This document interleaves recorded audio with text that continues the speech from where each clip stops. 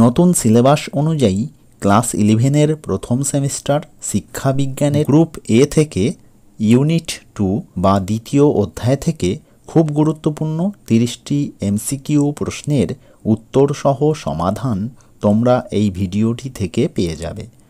এছাড়াও এই 30টি উত্তর সহ এমসিকিউ প্রশ্নগুলোর সাথে দ্বিতীয় অধ্যায়ের যে সমস্ত অংশগুলো থেকেও পরীক্ষায় প্রশ্ন আসতে পারে বা যে সমস্ত অংশগুলো তোমরা ভালো করে বুঝলে এমসিকিউ প্রশ্নগুলোর উত্তর সহজেই মনে রাখতে পারবে, এই ভিডিওটিতে তাও আলোচনা করব। উত্তর সহ এমসিকিউ প্রশ্নগুলো তোমরা নোটসের আকারে পেয়ে যাবে, কিন্তু আলোচনার অংশটি তোমরা নোটসের আকারে পাবে না। সেগুলো আমি বলে দেব, তোমরা মন দিয়ে সম্পূর্ণ আলোচনা পর্বটি ভালো করে শুনে নিও এবং ভিডিওটির সম্পূর্ণ অংশ দেখে নিও। শিক্ষাবিজ্ঞানের প্রথম অধ্যায়ের উত্তর সহ এমসিকিউ প্রশ্নের ভিডিওর লিঙ্ক এই ভিডিওর ডেসক্রিপশন বক্স থেকে তোমরা পেয়ে যাবে। ওই লিঙ্ক থেকে শিক্ষাবিজ্ঞানের প্রথম অধ্যায়ের উত্তর সহ এমসিকিউ প্রশ্নের আলোচনা পর্বের ভিডিওটি তোমরা সহজেই দেখে নিতে পারবে। এবার দেখে নাও উত্তর সহ এমসিকিউ প্রশ্নগুলো। প্রথম প্রশ্ন, নিয়ন্ত্রিত শিক্ষার অপর নাম কি? এর উত্তর হলো বিধিবদ্ধ শিক্ষা বা প্রথাগত শিক্ষা। 2 নম্বর প্রশ্ন, কোন প্রকার শিক্ষায় মূল্যায়ন ব্যবস্থার প্রয়োজন হয় না? উত্তর অনিয়ন্ত্রিত শিক্ষায়। 3 নম্বর প্রশ্ন, কোন শিক্ষায় কঠোরগতভাবে শৃঙ্খলা থাকে? উত্তর নিয়ন্ত্রিত শিক্ষায়।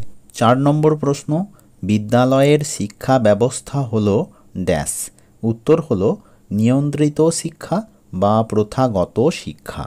5 নম্বর প্রশ্ন, কোন প্রকার শিক্ষায় মূল্যায়ন বা পরীক্ষা ব্যবস্থা থাকে?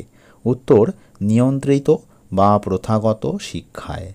6 নম্বর প্রশ্ন, শিক্ষার প্রধান উপাদান কয়টি এবং কি কি?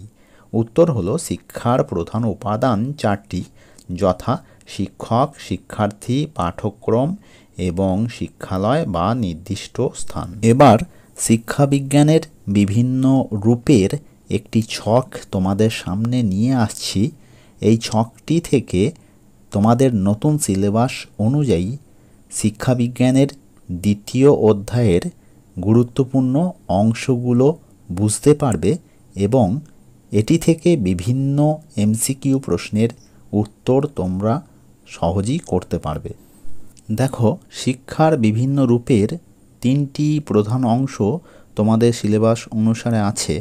সেই 3টি প্রধান অংশ হলো ইনফর্মাল এডুকেশন বা অনিয়ন্ত্রিত শিক্ষা, ফর্মাল এডুকেশন বা নিয়ন্ত্রিত শিক্ষা এবং নন ফর্মাল এডুকেশন বা নিয়ম বহির্ভূত বা প্রথা বহির্ভূত শিক্ষা। অনিয়ন্ত্রিত শিক্ষার প্রধান উপাদানগুলো ছকে দিয়ে দিলাম।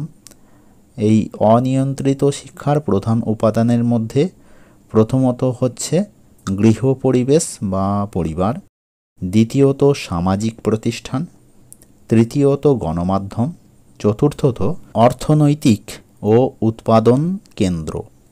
নিয়ন্ত্রিত শিক্ষার প্রধান মাধ্যম হলো ইনস্টিটিউশন বা শিক্ষালয়।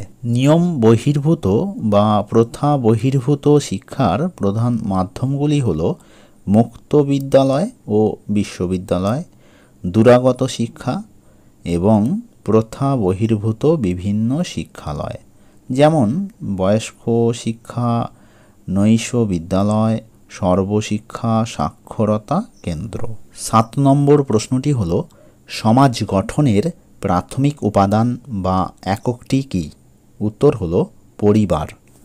নিউ সিলেবাস অনুযায়ী ক্লাস 11 এবং ক্লাস 12-এর প্রত্যেক সেমিস্টারের শিক্ষাবিজ্ঞান সহ আরও অন্যান্য বিষয়ের অধ্যায়ভিত্তিক উত্তর সহ এমসিকিউ প্রশ্ন সাজেশন পাবার জন্য এখনই চ্যানেলটিকে সাবস্ক্রাইব করে নোটিফিকেশন বেল অল করে রাখো। ভিডিওটি মনে করে শেয়ার করে দিও আর ভিডিওটিতে অবশ্যই একটা লাইক করে দিও। এখানে আমি নিয়ন্ত্রিত এবং অনিয়ন্ত্রিত শিক্ষা সম্বন্ধে কিছু কথা আলোচনা করব, যা তোমাদের বিভিন্ন ধরনের এমসিকিউ প্রশ্নের উত্তরের সমাধান করতে যেমন সাহায্য করবে, তেমনি বেশ কিছু এমসিকিউ প্রশ্নের উত্তর মনে রাখতেও সাহায্য করবে। তাই আলোচনার অংশটি মনোযোগ সহকারে শুনে নাও। নিয়ন্ত্রিত শিক্ষার ক্ষেত্রে আমরা বলতে পারি যে শিক্ষা প্রক্রিয়ার 4টি উপাদান, যথা শিক্ষার্থী, শিক্ষক, পাঠ্যক্রম এবং শিক্ষালয় সুনিয়ন্ত্রিতভাবে অবস্থান করে।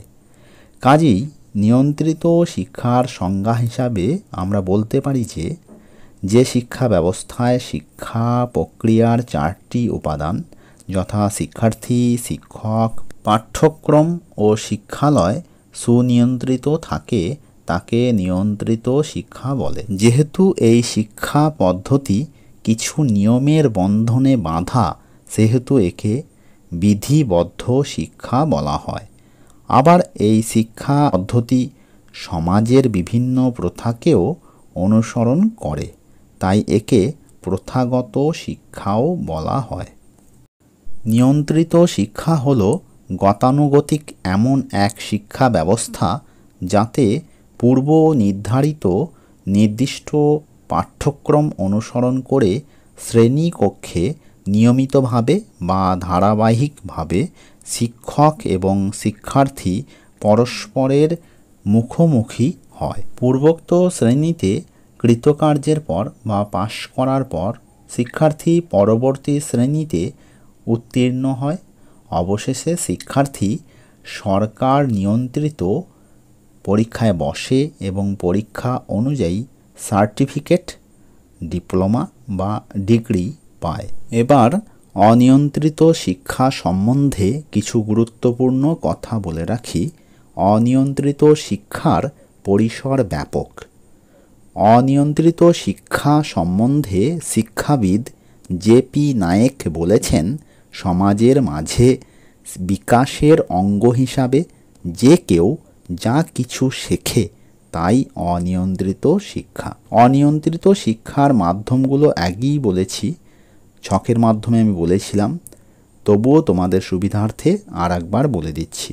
অনিয়ন্ত্রিত শিক্ষার মাধ্যমগুলোর মধ্যে উল্লেখযোগ্য হল পরিবার বা গৃহ পরিবেশ, সামাজিক প্রতিষ্ঠান, গণমাধ্যম, অর্থনৈতিক ও উৎপাদন কেন্দ্র।